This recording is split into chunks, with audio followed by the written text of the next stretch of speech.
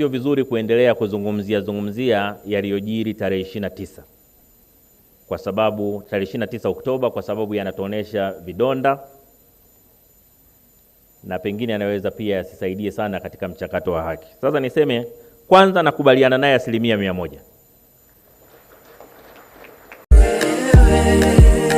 Wakuniweka salama, uzima nilionao